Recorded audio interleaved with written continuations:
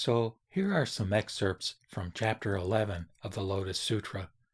This chapter that is so very important in the Nichiren school, and also which has stimulated such amazing art in the caves of China and in all sorts of places where Buddhism has come to be part of the culture. So this stupa, again, it comes in the context of Sakyamuni preaching the Lotus Sutra, the wonderful lotus blossom of the Dharma. And so what we see is this stupa arising from the earth, as it's described here. At that time, in front of the Buddha, a stupa of the 7 precious things, 500 yojanas in height and 250 yojanas in length and breadth, sprang up from the earth and abode in the sky. Dragons, yakshas, gandharvas, asuras, garudas, kimnaras, maharagas, human and non-human beings, all these 1,000 myriad kotis of beings paid homage to the stupa with all kinds of flowers, perfumes, garlands, streamers, canopies, and music. They revered, honored, and extolled it. Then, from the midst of the precious stupa, there came a loud voice, praising and saying, "Excellent, excellent, world-honored Sakyamuni! Thou art able to preach to the great assembly the wonderful Flower Sutra of universal and great wisdom, by which bodhisattvas are instructed, and which the Buddhas guard and mind. So it is, world-honored Sakyamuni. All that thou sayest is true." Then the 4 groups, beholding the precious stupa abiding in the sky and hearing the sound which proceeded from the stupa, were all filled with delight in the law, with wonder at these unheard-of happenings. Then the Buddha told the Bodhisattva great eloquence, "In this stupa there is the whole body of the Tathagata. Of yore in the past there was a domain named Jewel Clear. In that domain there was a Buddha entitled Abundant Treasures. When that Buddha was treading the Bodhisattva way, he made a great vow, saying, 'After I become a Buddha and am extinct, if in any country in the universe there be a place where the Flower Sutra is preached, my stupa shall rise and appear there, in order that I may hearken to that sutra, bear testimony to it, and extol it, saying, Excellent! Wherever in the worlds of the universe the Flower Sutra is preached, that Buddha, by the supernatural powers of his vow, causes his stupa, containing his whole body, there to spring forth, and praises the sutra, saying, Excellent! Excellent!' Great eloquence! It is because just now the Tathagata Abundant Treasures heard the Flower Sutra preached that his stupa sprang up from the earth, and he extolled the sutra, saying, Excellent! Excellent!" Thereupon the Bodhisattva Great Eloquence said to the Buddha, "World-honored one, we earnestly desire to see this Buddha's body." The Buddha addressed the Bodhisattva Mahasattva Great Eloquence thus, "This Buddha Abundant Treasures has a profound and grave vow. When my stupa appears in the presence of any of the Buddhas for the sake of hearing the Flower Sutra, if he desires to show my body to the 4 groups, let the Buddhas who have emanated from that Buddha and who are preaching the law in the worlds of all directions return all together and assemble in one place, and then shall my body appear. So, Great Eloquence, I must now assemble the Buddhas who have emanated from me and who are preaching the law in the worlds in all directions."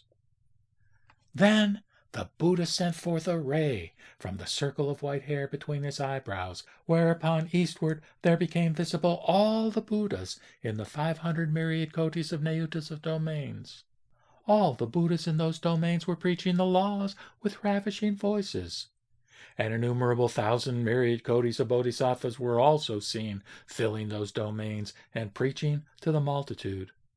So too was it in the southern, western, and northern quarters, in the 4 intermediate directions, in the zenith, and in the nadir, wherever shone the ray signal from the circle of white hair.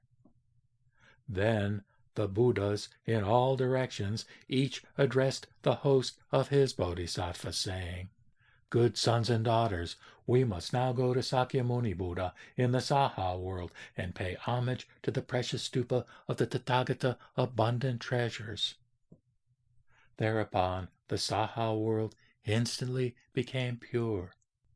Then those Buddhas, each bringing a great bodhisattva as his attendant, arrived at the Saha world, and each went to the foot of a jewel tree. Under all those jewel trees there were lion thrones. Then each of those Buddhas sat cross-legged on those thrones. Then Sakyamuni Buddha, beholding the Buddhas who had emanated from him assembled together, each seated on his lion throne, and hearing that those Buddhas unitedly desired the precious stupa to be opened, straightway rose up from his throne and abode in the sky. All the four groups stood up, folded their hands, and with all their mind gazed at the Buddha. Thereupon Sakyamuni Buddha, with the fingers of his right hand, opened the door of the stupa of the precious seven, when there went forth a great sound, like the withdrawing of the bolt on opening a great city gate. Thereupon all the congregation saw the Tathagata abundant treasures, sitting on the lion throne in the precious stupa, with his undissipated body whole and as if he were in meditation. And they heard him saying, "Excellent, excellent, Sakyamuni Buddha, speedily preach this Flower Sutra. I have come hither in order to hear this sutra."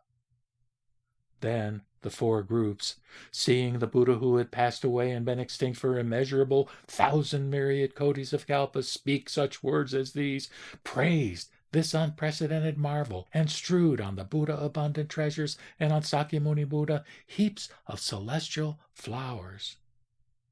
Thereupon the Buddha abundant treasures within the precious stupa shared half his throne with Sakyamuni Buddha, speaking thus, "Sakyamuni Buddha, take this seat." Whereon Sakyamuni Buddha entered the stupa, and, sitting down on that half-throne, folded his legs. Then the great assembly, seeing the two Tathagatas sitting cross-legged on the lion throne in the stupa of the precious seven, each reflected thus, "The Buddhas are sitting aloft and far away. Would that the Tathagatas, by their transcendent powers, might cause us together to take up our abode in the sky." Immediately Sakyamuni Buddha, by his transcendent powers, received all the great assembly up into the sky, and with a great voice universally addressed the four groups, saying, "Who are able to publish abroad the wonderful Flower Sutra in this Saha world? Now, indeed, is the time. The Tathagata not long hence must enter nirvana. The Buddha desires to bequeath this wonderful Flower Sutra, so that it may ever exist. I, on account of the Buddha way, in innumerable lands from the beginning till now, have widely preached many sutras. But amongst them all, this sutra is the chief, and if anyone is able to keep it, then he or she keeps the Buddha's body. All my good sons and daughters, let him or her who, after my extinction, is able to receive and keep, read and recite this sutra, now, in the presence of the Buddha, announce his or her own vow. This sutra, so difficult to keep, if anyone keeps it a short time, I shall be pleased, and so will all the Buddhas. Such a one as this will be praised by all the Buddhas. Such a one is brave. Such a one is zealous. Such a one is named Lawkeeper. Speedily shall he or she attain the supreme Buddha way.